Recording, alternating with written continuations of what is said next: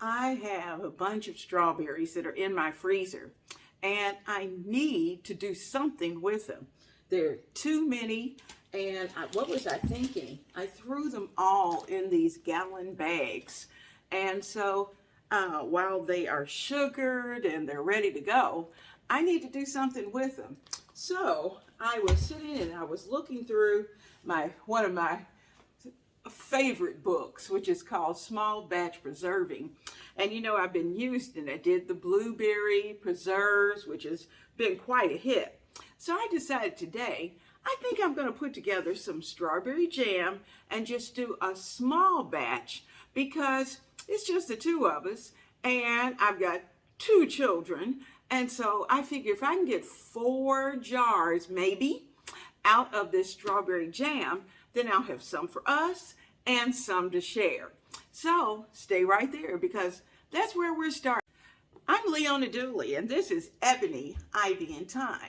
And you know, here in the kitchen, we are here and we are inspiring home cooks, those who are newbies and those who are well seasoned. We are putting it together right here in the kitchen for our family.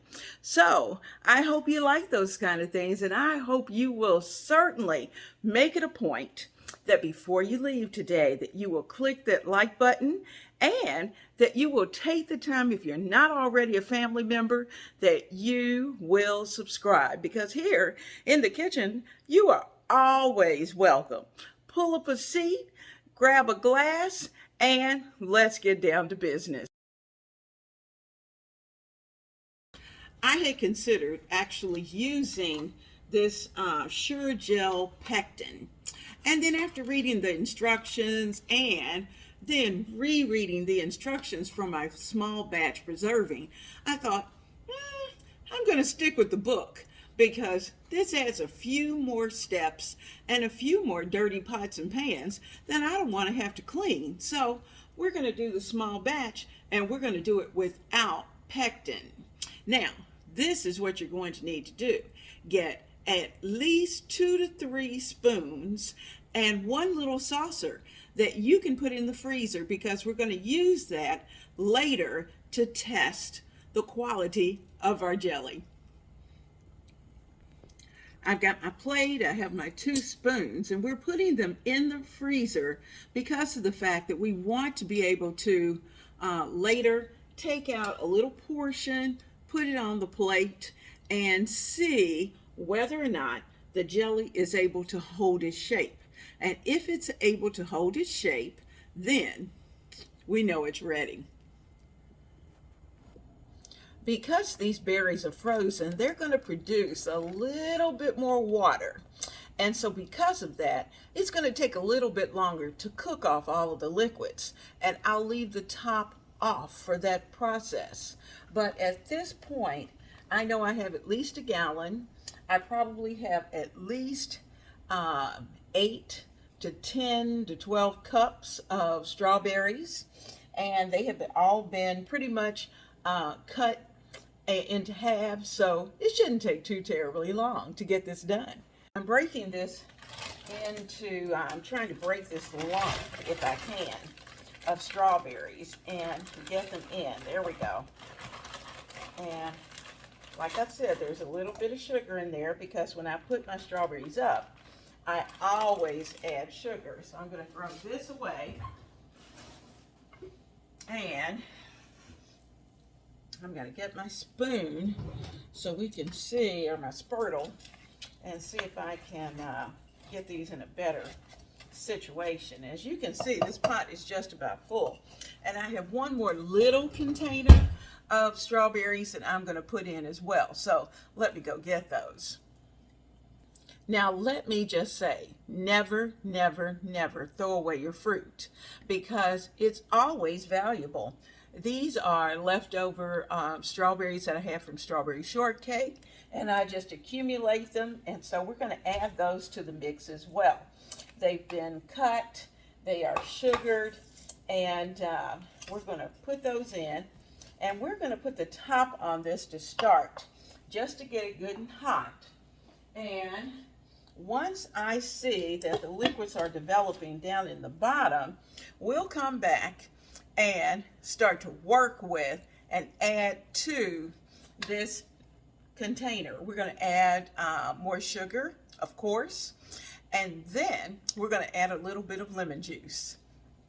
Now, let me just say, years ago, my mom and her buddies would all make jelly, and they did it the Pectin way back in the old days. And my aunt actually did not. She did hers from scratch, and it's just a matter of temperature, how long it's at a particular temperature, and how it sets up as to, and certain fruits and their acidity as to how well that jelly or jam comes about. But as I was saying, back in the day, we used to have at church what was called bazaars. And I don't know if you've ever been to a bazaar, but a bazaar at a Baptist church was quite special because you got to taste and to be a part of everybody's best thing. If it was sewing, if it was basket making, whatever the situation was, you got to bring your wares and sell them, and a major portion of what you made went toward a particular project. And we had several bazaars that went toward actually adding a whole new wing to our church. And that was one of the ways that the ladies were able to contribute to the building of the church. So the nice thing is that also on those off years when it wasn't time for a bazaar, the ladies would get together, everybody would make their favorite jam or jelly, and then we'd have an exchange. And so by the time we got to deep into fall, we would have a variety of jams and jellies that were sitting on the shelf ready to go. And when holidays came about, you even had extra jars so that you can stick those into your gift bags, dress them up with a pretty bow, and put a label on them to tell who they came from. And you gave a gift that was personal that you made. So think about that when you're making your small batch. Make at least 1 or 2 jars that you're going to be able to share with someone else, whether it's Christmas, whether it's birthday, or whether it's just because they're your friend. Add that jar to your batch and clean it up, get it pretty, and share it.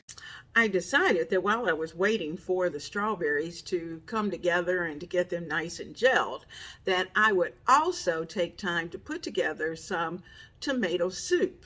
And I think we're going to have grilled cheese and tomato soup tonight for dinner. So I'm going to work on that, and you're right here, so guess what? You're going to see what I do. Now, this is going to be a small batch of tomato soup. So because of that, I'm using a small, let's see, how many quarts does it have? I think it holds maybe 4 to 5, actually not even that much, probably 4 quarts of liquid. And so that's all that we're going to make. This is just going to be enough for 2 nice sized bowls of soup. So I needed a little chicken broth. I've got that, and I've added a little seasoning, house seasoning into that, so that once I pour it in, that's going to be ready to go. I'm going to be using a can of diced tomatoes, as well as a can, and maybe not the whole can, of tomato puree. I'm also going to add just a little touch before I serve it and before we're ready to go, just when I'm simmering to warm it up. I'm going to either add some evaporated milk or maybe if I have a little bit of cream. I don't think I have any, so I'm probably going to use a little bit of evaporated milk just to give it a little extra creaminess in the end. Okay, here's this is a 28-ounce can of diced tomatoes. Now, if you don't like yours chunky, toward the end, after it's had a chance to cook, then you can certainly blend it and make it smooth. But I like mine with just a little bit of body. So I'm going to probably keep it just as it is. Now, and also, if you like what's called crushed tomatoes, you can certainly start with that. And as you can see, that's probably quite a nice amount.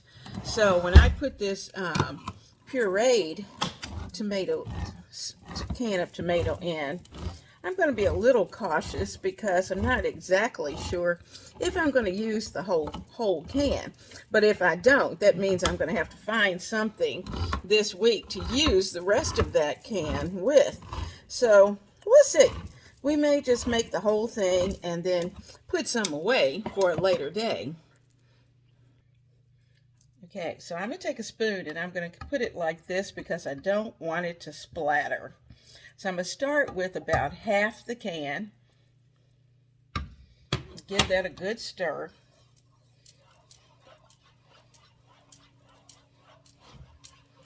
And I've got it on, well, I'll put it on. I thought I had it already on a low temperature. But this is pretty thick.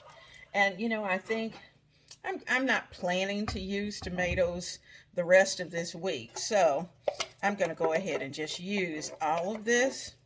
And then that way, if the big guy wants a can for lunch or a bowl for lunch, he can certainly do that. Or I may even have some for lunch. Or sometimes I just like a cup of soup. So like I said, this is pretty thick. So what we're going to use to thin it out first is that I'm going to take some of my chicken stock. I'm going to pour it into the can. This is a pureed can, or puree, whichever way you say it. And I'm putting a little bit of that in to make sure I get all of that out, and that's ready to go. I really didn't have much left in the bottom of the diced can, so I can just make sure everything's out of there. And I did put in some crushed tomatoes, and as you can see, I've still got a little bit left. So I'm going to pour a little bit of this broth down in there and put the top on it, give it a shake, and then all of that will go into our soup.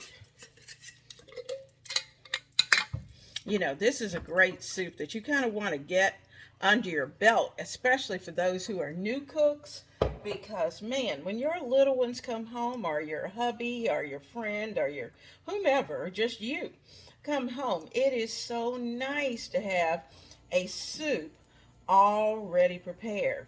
And I put these in containers very often. I'll put the soup in a container and have it ready in the freezer. So all I have to do is pop it out, warm it up, and it's ready to go. But it's not something I had to open up as far as like a tomato soup or Campbell's tomato soup or whatever. Nothing wrong with Campbell's. I'm not knocking Campbell's. But I just want to be able to have my soup my way. So I'm adding all of this and making sure I get all the seasoning that I had put into this broth. I want all of that. Okay, so all of that's done. We're going to give all of this a good stir. And then I did not add any salt. And the reason for that is that I want it to cook just a little bit. Let it cook down. And then you can decide, you know, sometimes when you have Campbell's soup, it's just a little sweet. And if you like it that way, then you can certainly, I like sometimes just add a little pinch of brown sugar to it, or a squish of ketchup. That's my secret sauce, ketchup. And I can just add a little squish and take the acidity taste out. So I'm going to taste this just a little bit. That's a good start. And I've got just enough seasoning in there. Notice, I did not put any salt in because the tomatoes are already salty. I have not put any sugar in because I'm not quite sure that I even need that. And the only thing I did was to add some chicken stock. And you know, I can decide later. I may not add any cream to it. I may leave it the way it is. And at this point, it's just a little chunky. So I can decide if I want to blend it or not. I could blend half and then leave it, you know, the way it's supposed to be. So, you know, this is a workable soup. And this is a great base for being able to start a vegetable soup, you know, that you might want to put together very quickly. But it is certainly something that, because of the size of this pan, you're not going to make enough to feed an army. You're going to make just enough for your family. Whether it's 2, 1, or 4, you'll be ready to go. So every now and then I'll come over. I'm just going to put this on a low temperature while our strawberries are working and the soup is going to be working. You could certainly put this in a crock pot, but because we're cooking a small batch, it's a little small for a crock pot. So I'm just going to keep it here on the stove on a low heat and just watch it and give it a stir every now and then. My sourdough bread, the actual dough, has been hanging out in the refrigerator. So it is time to get it out. And I just want you to see all the bubbles that are down there. It's ready to go. So we're going to put it together. I'm going to get it here, let it get nice and warm, let it rise. And once that happens, we're going to be ready to actually cook it so that we can have it tonight. So I'm going to handle it very gently. The nice thing about putting it in the refrigerator is the fact that it will come out very gently. And it's just so much easier to work with. So I'm taking that out. I've got a little flour. Let me turn you down. I've got a little flour on my parchment paper. Now I'm going to take a little bit of flour and just sprinkle it over the top. I'm going to handle it, like I said, very gently. And because it is ice cold, I put a little flour underneath. And what I'm going to do is that I'm going to fold it kind of like an envelope. We're going to fold it over about a third. I'm going to fold this side over that. Fold it over. Then I'm going to fold this side over to the third. And if you need a little flour, just put it on your hands. And then I'm going to fold this in over that. Now, that makes a little clump there that we're going to pick up.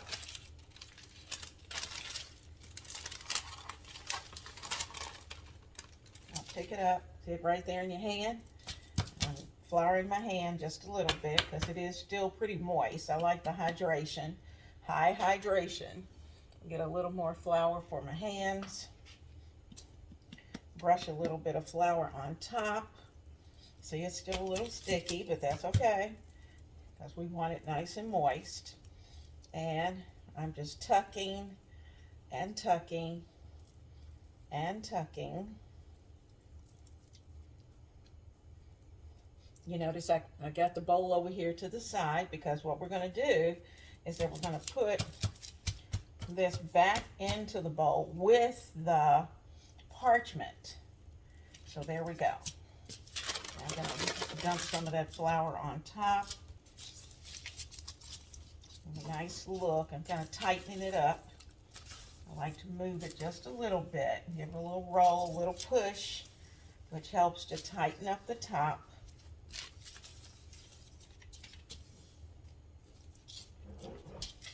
There we go. Sprinkle just a little flour across the top. Being very gentle with it. I'm going to get a pair of kitchen shears. We're going to cut. Look at our bowl. Here we've got our bowl. And it's about the same size as a Dutch oven that's going to go into the refrigerator. So there it is. It's going to need to get nice and warm and rise. Let me get those kitchen shears and we'll be ready to start decorating a little bit. All right, I have my shears, and what I'm going to do is that I'm just going to make a cut. That's the one long one. I'm going to do a little short one here and a little short one there. Can you see that? I got 3 cuts, and I'm just going to put this top right over it. I'm not locking it down. I'm just putting it there so that the draft will stay away from it. I'm going to put it into a warm place and let it rise. For those of you who are newbies, and particularly new to canning, I wanted to show you that you don't have to have an official water bath canner in order to can jellies or those things that are somewhat simple. Even tomato products, you don't even have to have an official water bath canner. It's just a matter of having a container large enough, and I'm using a gigantic soup container that I do prepare soup in very often. And in the bottom, I didn't have a rack, so I'm placing a towel in the bottom so that my jars will not sit on the bottom of this container. Now, as you can see, it's about 3/4 of the way full of water, and I'm going to go ahead and get it started so that the water will be nice and hot.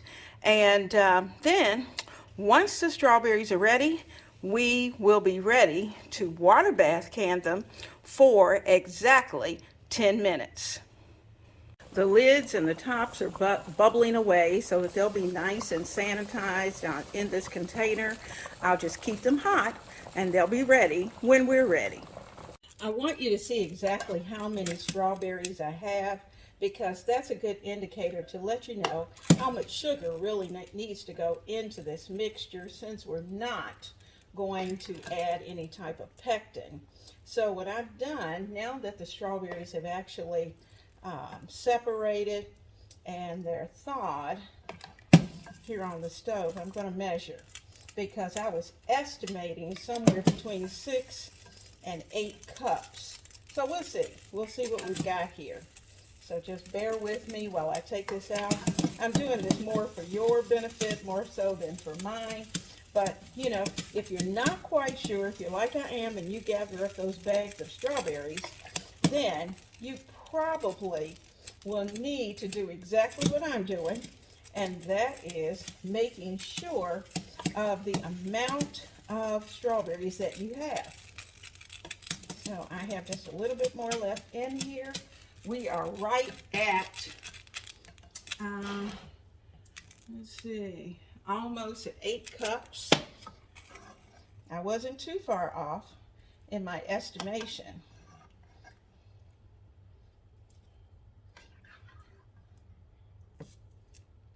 So we have 8 cups. So we're going to put in, let's see, for every 2 cups of strawberries, we want at least a cup of sugar. So that means that we're going to have about 4 cups of sugar that we'll add to this mixture. Okay? Yes, I was right. Right at 8 cups of strawberries. So I just wanted to be accurate, and I wanted to make sure that I didn't mislead you in the least bit. All right, I'm putting in the first 2 cups.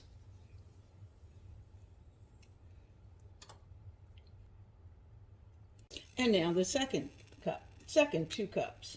So that's 4 cups in total. So I'm going to take my spurtle, give all of this a good stir.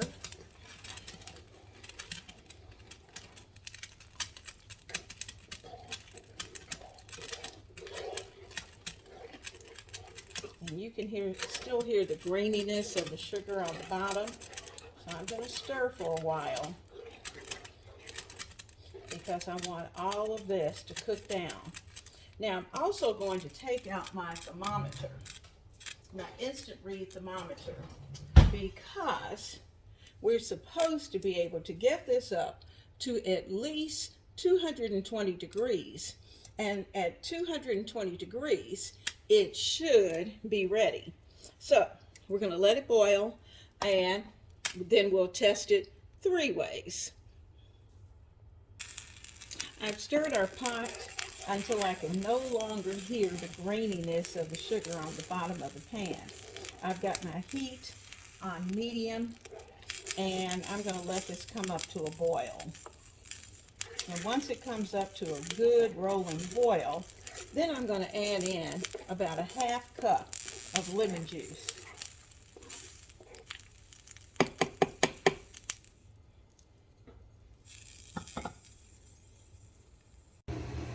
I wanted you to see that the tomato soup is ready, and I decided not to strain it or to blend it. I like the texture that it is, and in fact at this point I don't even think I'm going to add any type of dairy product to it to make it any creamier, because I just like the way it is and it tastes great. So we're going to keep working on these strawberries. I'm glad that most of dinner is prepared, so it won't be long.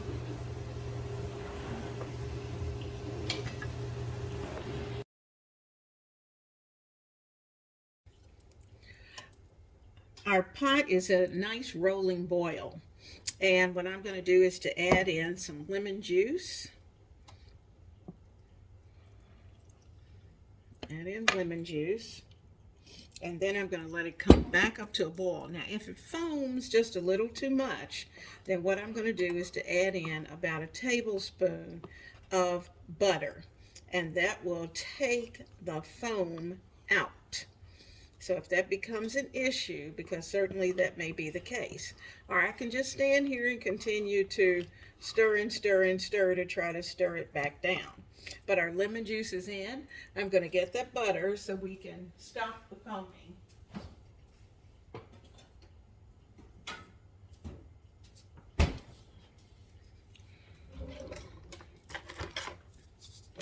I've got my stick of butter, and I'm not going to add the stick, of course, but we're going to put in about a tablespoon, anywhere from between, not an exact tablespoon, but close. Just a little pat of butter will help to take that foam away. So just drop that in and stir.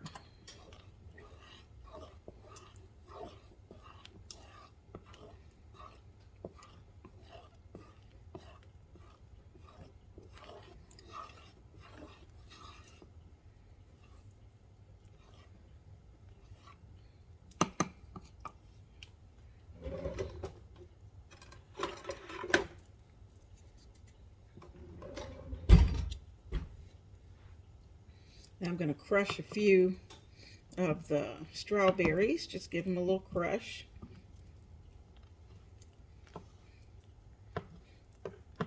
While they're cooking, just mash them up a bit, break them apart.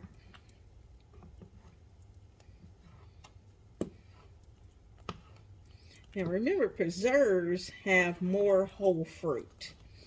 You'll actually see the fruit in it, where just the jelly is usually a little smoother.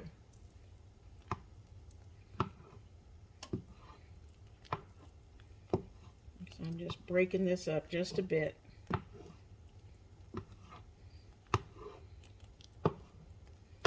If I had an immersion blender, I could certainly blend it, but I don't, so we're going to use this and get it broken up.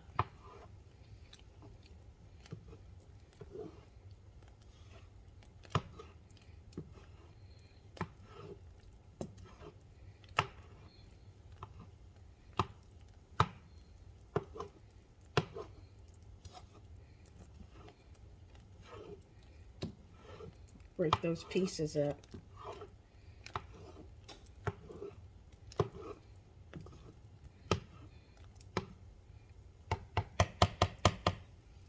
All right, I'm going to let that continue to cook. But you notice how the foaming stopped? One little pat of butter does that.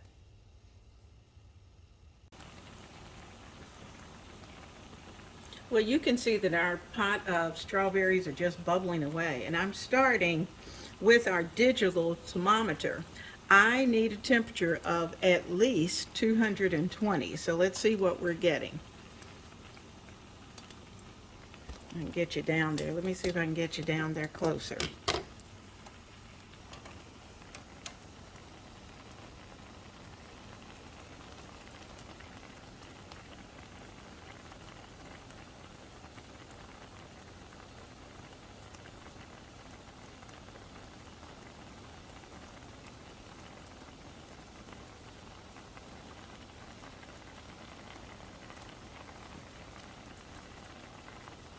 Well, as you can see from the thermometer, it's not at 220 just yet.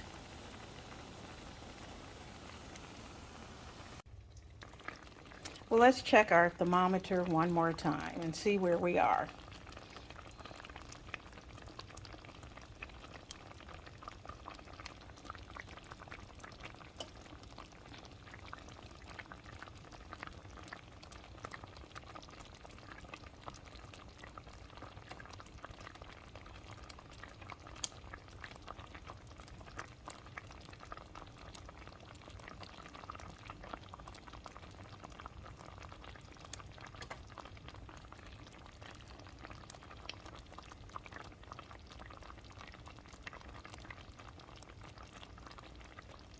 Oh yeah, we're there. Let's get the spoons out of the freezer and we'll check it the second way.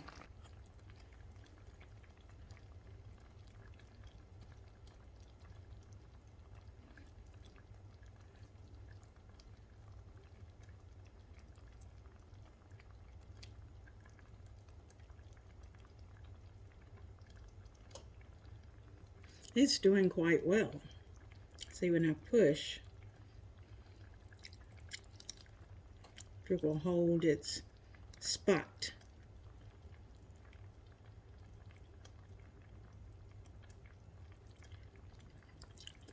Almost there. Give it about 5 more minutes.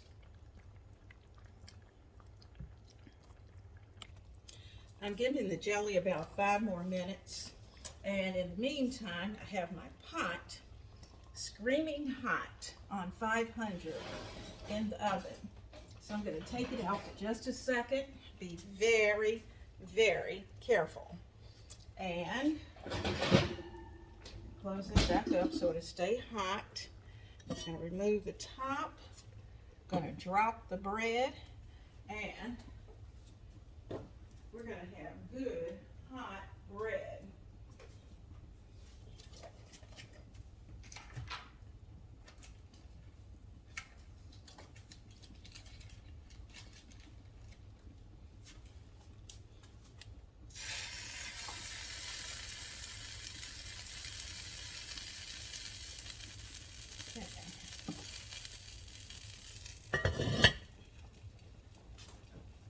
It's going in for about 30 minutes with the top and another 15 without.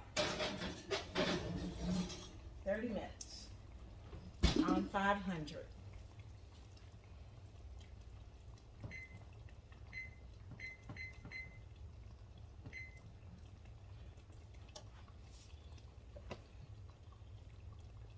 Okay, we're ready to start filling these jars. I'm going to fill it to about a 1/2 inch at the top. I have them on towels just to kind of keep things clean.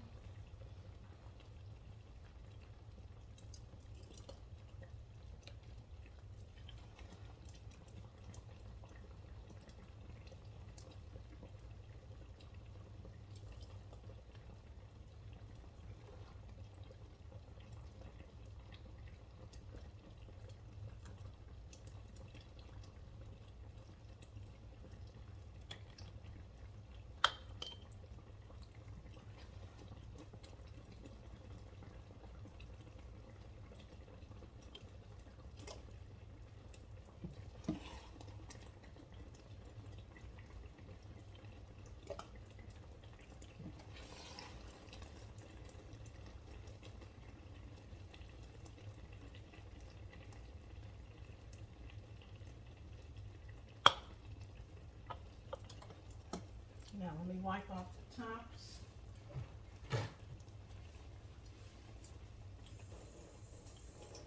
Using just a little vinegar.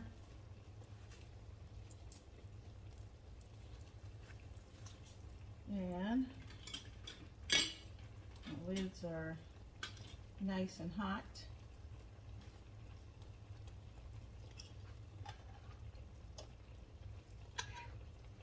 Hot, hot, hot.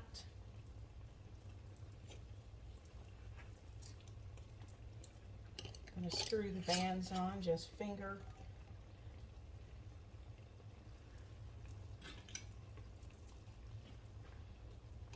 Finger tight. Okay, that's 2. All right, let's get ready for this next one. Let's do this one. I'm continuing to let this bubble because my jars are hot.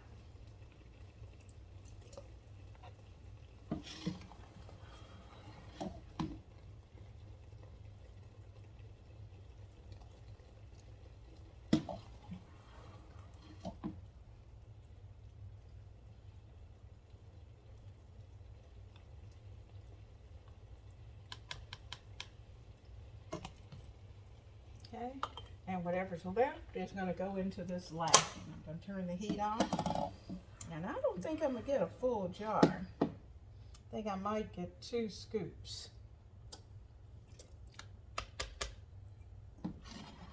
So this one will have to go straight into the refrigerator.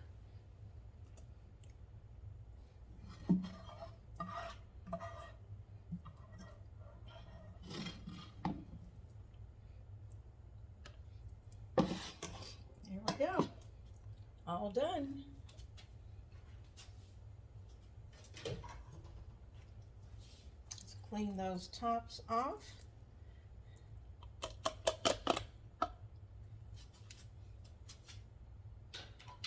You know, what I didn't do was to make sure that I didn't have any air pockets in there. I'm going to have to assume that I don't for those first 2 because I've already filled them. So this is going to be the one I do it to.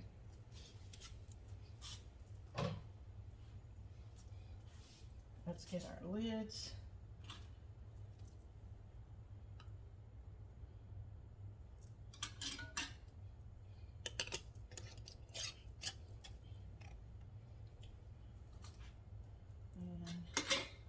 This one.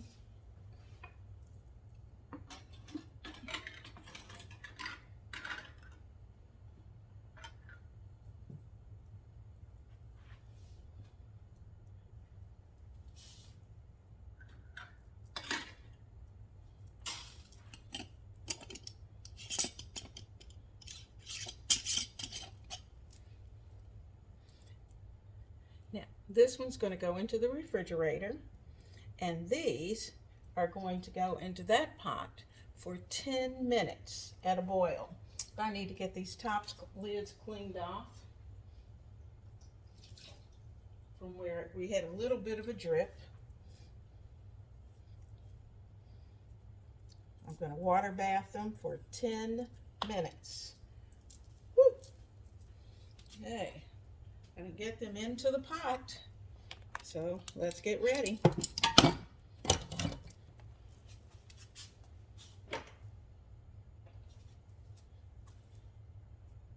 All right, we're going to put these jars in.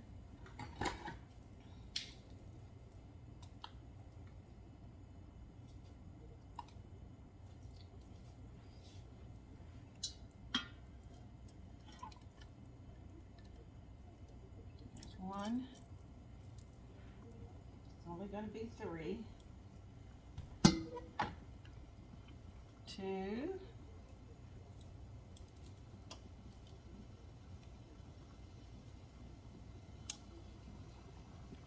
And 3. We're going to bring them back up to a boil, and once that boil comes back up, we're going to time it for exactly 10 minutes.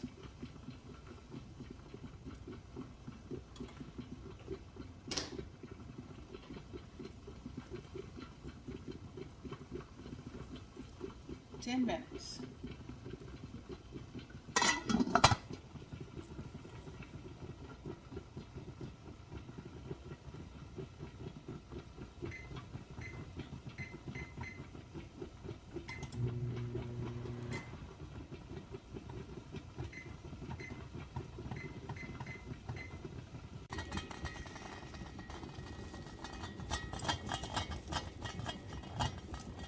You can hear it, and it has about 4 more minutes. All right, we're ready. Turn this off. I'm going to bring them over close to where I'm going to put them on the towel so that we don't have to carry them so far.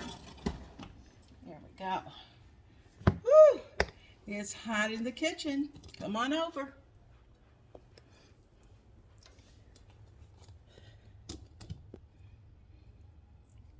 Now we're going to take a minute and take the top off. And you know, these are things that you have to think about. The fact that you don't have to have all of the tools. The tools are nice, but you don't have to have all the tools to get the job done. So our jars have bubbled and boiled for 10 minutes.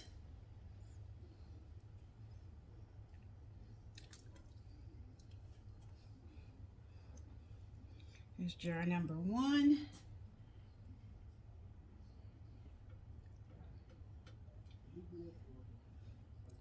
Jar number 2.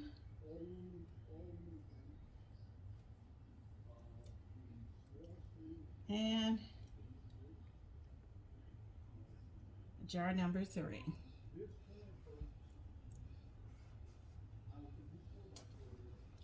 All right, there's our 3 jars. We move those around because they are extremely hot. Let me get another mitt.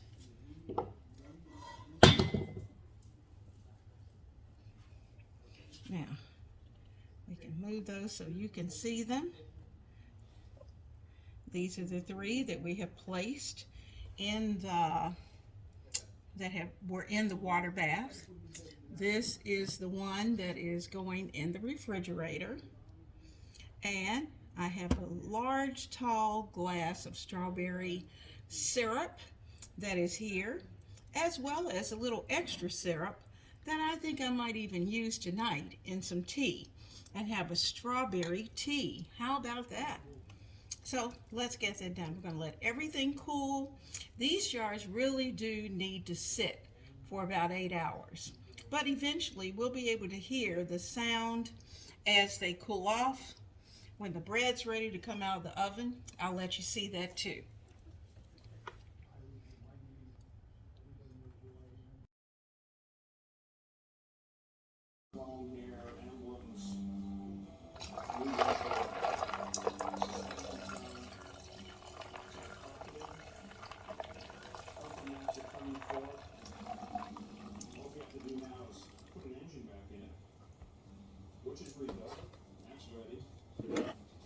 Transmission, I think, is probably our biggest holdup at the moment. Very difficult to find gears for these. This is a 3-speed transmission, unlike a lot of them that are 4-speed. So I think the transmission is a little difficult to find.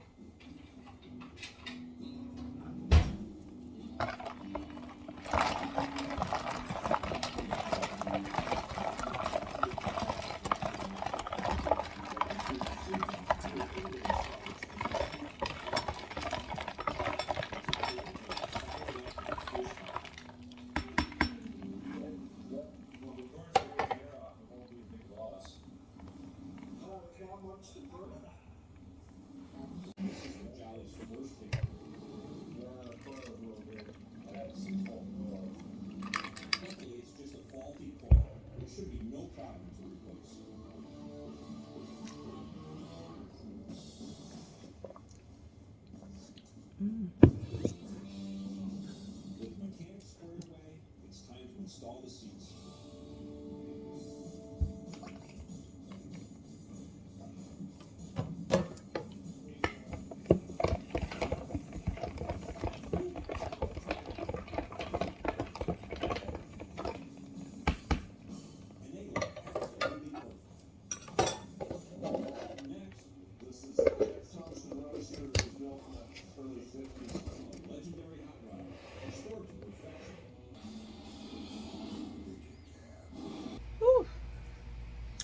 have really been busy in the kitchen today. We got the strawberry jelly taken care of, or jam, whichever you want to call it. Jam typically has a little more larger bits of fruit, and so I guess we'd have to call it strawberry jam. We also put together a strawberry syrup that I've added to a cup and a half actually, to a gallon of tea. And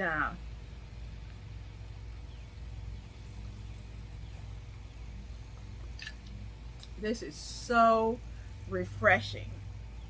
We also put together some tomato soup, and I'm going to give that bread another couple of hours, and at the end of those 2 hours we're going to slice it and add a little butter and some probably a little garlic, and I may just have a salad and soup, soup and salad. Or I may actually put together, sprinkle it with a little cheese, and do some grilled cheese, open-faced grilled cheese sandwiches. But either way it goes, it's going to be an easy and delicious weeknight meal that I am really looking forward to. And I just thought about it. I could actually take a couple of slices of the bread, cube it up, slide it back into the oven, and put some croutons together to put on top of that tomato soup. Now, let me say, my bread, as you can see, was just a tad bit browner than I like. And the reason for that is because I'm using a different stove.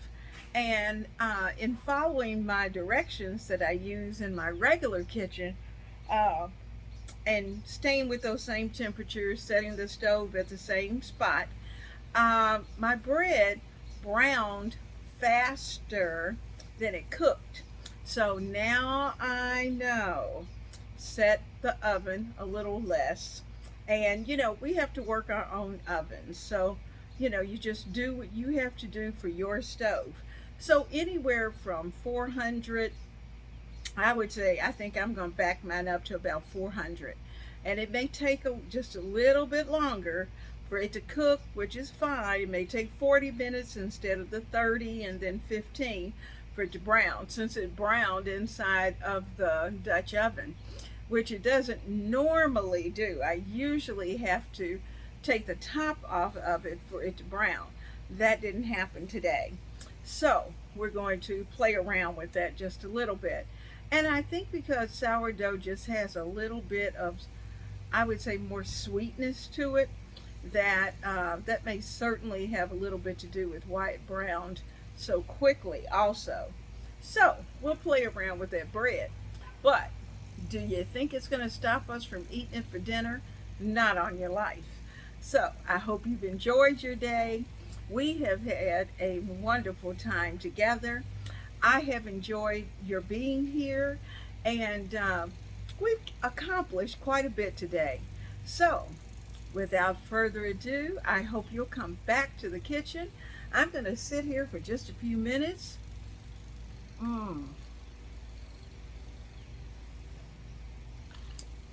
Sip on my iced tea out on the screen porch, and just enjoy the moment. It's summer, so let's enjoy every day. Be blessed. Just folks, Linda, Rich Frog's hardware, so keep on strong, go around back.